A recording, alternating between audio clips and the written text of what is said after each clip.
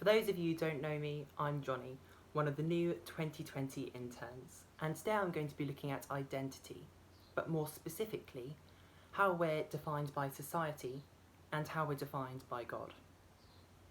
Identity, according to the Oxford Dictionary, is who a person is, or the qualities that an individual has that makes them different, or sociologically, the qualities, beliefs, personality and expressions that makes one unique.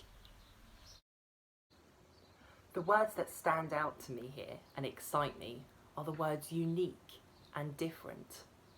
God made everyone on this planet differently with their very own identity. Isn't that amazing? Looking at history and society today, however, this definition perplexes me, as it doesn't state that these unparalleled attributes as negative traits.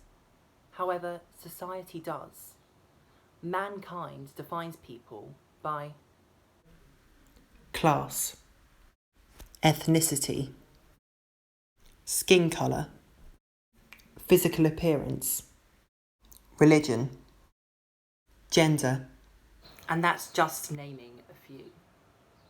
All we need to look at is the history of slavery globally and in the UK, such regimented class systems, wars, and in more modern day society, racism, the gender pay gap, and people being prosecuted for their faith every single day. Through researching why in human DNA there exists this such territorial behaviour and unacceptance for different kinds of people, it seems anthropologists believe it spurs from a time of ancient tribes where different races and colonies would have been seen as traitors. But this isn't acceptable today.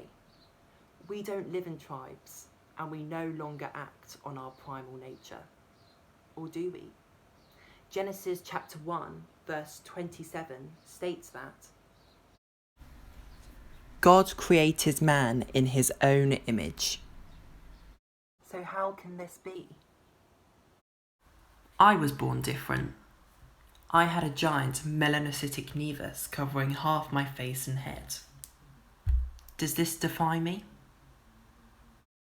Yeah, it's a part of me. Is there a physical attribute that defines you, or a characteristic you have that you think of negatively? In Jeremiah chapter 1 verse 5, we hear from God that before I formed you in the womb, I knew you. Before you were born, I set you apart. I appointed you as a prophet to the nations. This verse is so poignant, as it's so encouraging to hear that what defines me wasn't a mistake. My identity was God's plan. Wow. But what we learn from this verse is that he doesn't want us to sit back and simply enjoy our identity.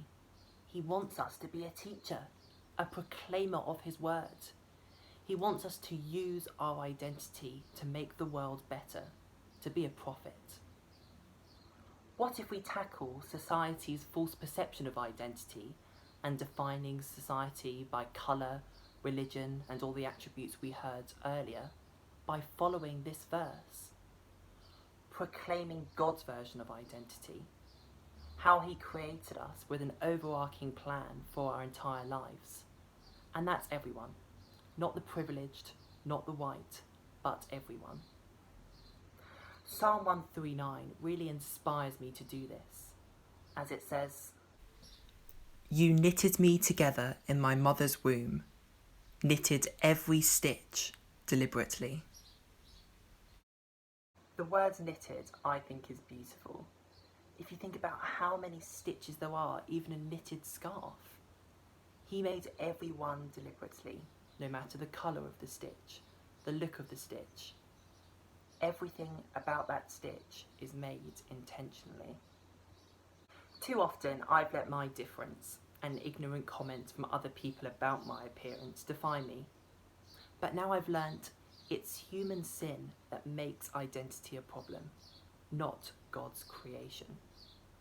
Apply this to you. Doesn't it take away those insecurities and make you feel you have a purpose. Loving God defines us. In medical journals, my birthmark is described simply as a manufacturing error. However, I believe followers of Jesus, we're called to view ourselves in God's eyes, and that's a masterpiece and nothing less. I'll leave you with this. How will you use your identity to change the world's perception on identity? Thank you and have a great day.